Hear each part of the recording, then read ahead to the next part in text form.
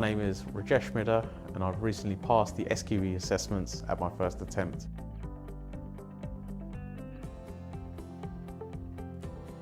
I went to university, I did my LLB law degree and then I undertook a Masters in Commercial Law, and following that I undertook the expense of the LPC and then completed my LPC.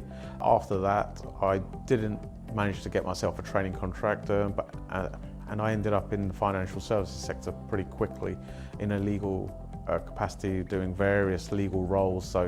And here I am 18 years later.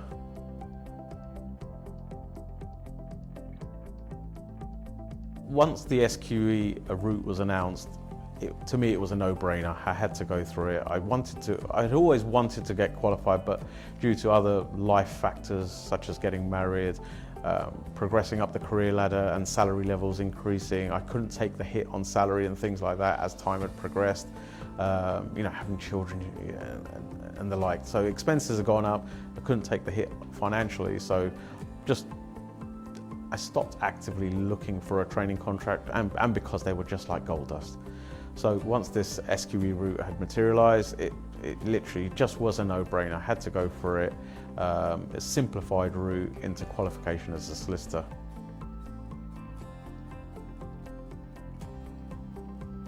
I needed a preparation course for sure. It'd been 18 years for me out of studying, so going back into studying was daunting at first thought, but once I looked around at various providers, I quickly realised that the QLTS offering was going to be the one for me, and having spoken to a variety of people who were also studying at QLTS, they just told me great things about the QLTS and the accessibility of their online materials and access to tutors and the structure that's already in place that have really helped facilitate excellent results for other students who have been at the QLTS. And in terms of having to undergo a preparation course, I think it's essential. As much as you can rely on books and try and do it yourself and wing it, there's nothing beats enforced learning from experienced and skilled tutors, and QLTS definitely came through with that for me.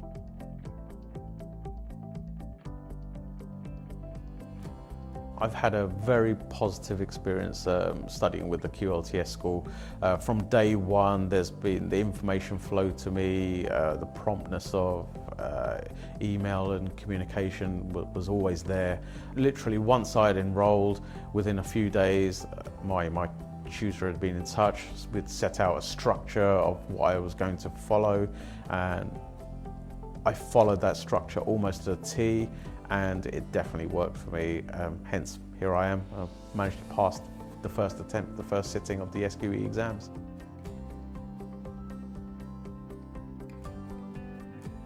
I would definitely say that within the first few days, that contact from my tutor and the structure that she'd put in place for me to work with my work-life balance, essentially, is what got me committed and got the buy-in from me to really press on and engage with the format. So the format she had set for me was literally a timetable of when I should get through the online video lecture material, when I should start doing practice questions, when I should start doing the mock exams, and I followed that down to the T in relation to the information that I had also provided with my availability on each of those areas in terms of time that I had, and like I say, it's worked for me, and that was the most beneficial part of the SQE assessment.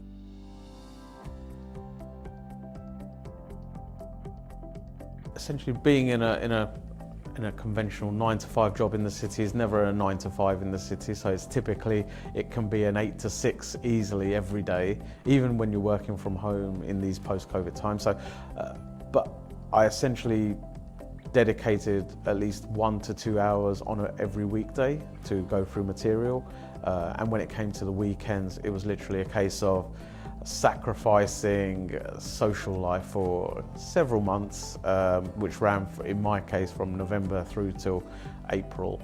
But not completely sacrificing. So I would get up at 9 or 9:30 in terms of on a weekend, on a Saturday or Sunday, and study right the way through till 1 or 2 o'clock until I finished the section. So it's still allowing myself time to spend with the family and being social as well on the weekend. So it wasn't complete sacrifice, but those sort of timings worked for me. And I would have thought for someone who's working professionally or otherwise, that sort of format would sort of suit them as well.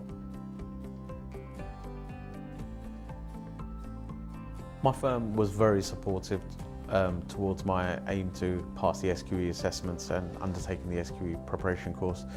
For example, they had allowed more working from home days than I would typically have in this post-COVID era. Also, they had reduced my workload closer to the examination time, for example, as well. So in terms of support, that's the best support I think I could have achieved in a professional legal working environment, and yeah, very supportive.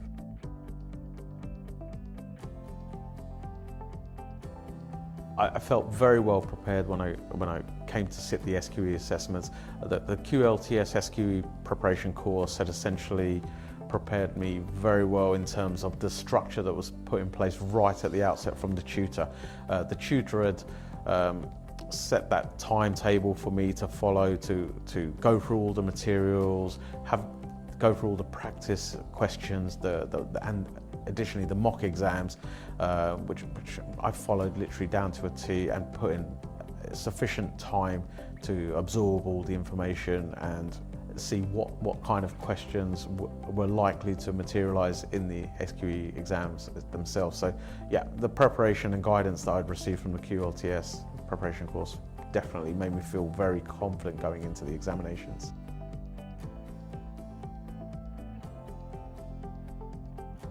Now that I've passed the SQE assessments and firmly on the route now to qualification as a solicitor, it's definitely opened up opportunities that were not available to me previously. My CV is definitely going to be much more well received as a result of being qualified now.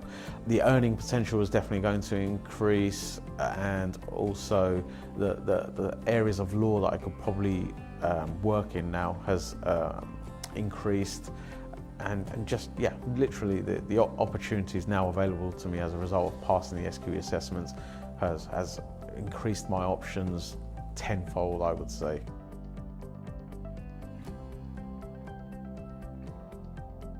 Very much so. I think an SQE preparation course is an absolute requisite for most people. There's a lot of people out there that would definitely need to sit there through those lectures and not just sit there and rely on books and you know, undertake those mock exams and practice questions, and some expert guidance and help from tutors such as those at the QLTS to help through and navigate the SQE assessments and what they can expect in those assessments and to successfully pass those. There's very few people that can get away with just reading books and sitting the exams, and I'm definitely not one of those people. So yeah, I definitely recommend an SQE preparation course.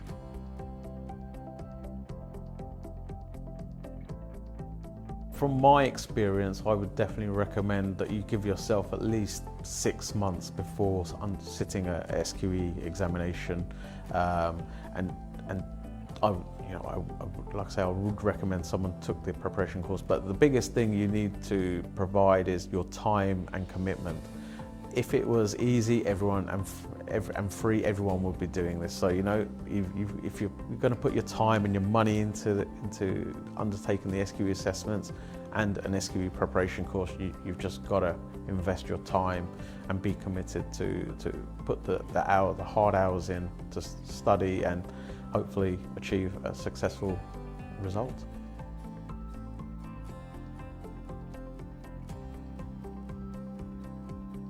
To be an effective modern day lawyer, in my opinion, the biggest thing you need is those soft skills, and you definitely, enhance those on the SQE preparation course, for example. The ability to liaise with all levels of people within an organisation of different varying levels of seniority, how to address the different audiences, and knowing what tone your communications need to be set at, for example. So, I'm talking orally or in written communication, such as emails and letters to clients, whether they be internal stakeholders or external stakeholders. Just knowing how to talk and build up rapport with all those different individuals that you're going to deal with on a day-to-day basis. That's definitely the most crucial thing for me. Knowing the law is a small part of the process. It's applying that in your communications that's going to be crucial to how you achieve your goals for yourself, for your client, and for your stakeholders. And one of the other things I really am big on as well, if you make a mistake, for example, and you might find this more in your junior years where you might make more mistakes, but as you get more experience, less mistakes, or hopefully none. But essentially, hold your hands up and just find a solution. People within the organisations and your law firms, etc., they will appreciate that much more, and then that builds that level of trust and rapport up with those colleagues or external clients, whoever it may be.